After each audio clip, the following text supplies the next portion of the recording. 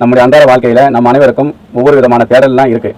அந்த தேடல் என்னன்னு பார்த்தீங்கன்னா, நமக்கான இலக்கு, நமக்கான வெற்றி, நமக்கான வாழ்க்கை என்றெல்லாம் இருக்கின்றது. அதையெல்லாம் நாம் எப்படி பெற முடியும் அப்படின்னு பார்த்தீங்கன்னாக்கா, அதுக்கு நம்மளுடைய விடாமுயற்சி அதிகம் தேவைப்படுகிறது, மிக பொறுமையும் தேவைப்படுகின்றது.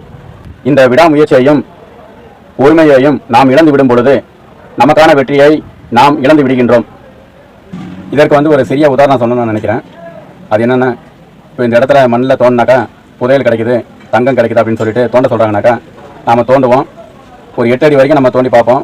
அதுக்கப்புறம் என்ன பண்ணுவோம், சரி இதில் தங்கமும் இல்லை, இதில் புதையலும் இல்லை அப்படின்னு சொல்லிட்டு, இதில் எதுவும் நமக்கு கிடைக்கல அப்படின்னு சொல்லிட்டு அது கைவிட்டுட்டு, அந்த விடாமுயற்சி கைவிட்டு நம்ம போயிடுறோம்.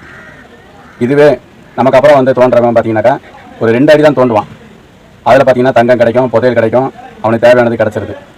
இதுதான் விஷயம். இந்த விடாமுயற்சியும் பொறுமையும் நம்ம இழந்துட்டு நம்ம போயிடுறோம்.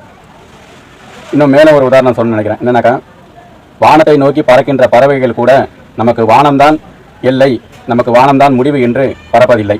தன்னால் முடிந்தவரை நம்மால் பறக்க முடியும் என்ற ஒரு நம்பிக்கையுடன் வானத்தை நோக்கி பறவைகள் பறந்து கொண்டிருக்கின்றது.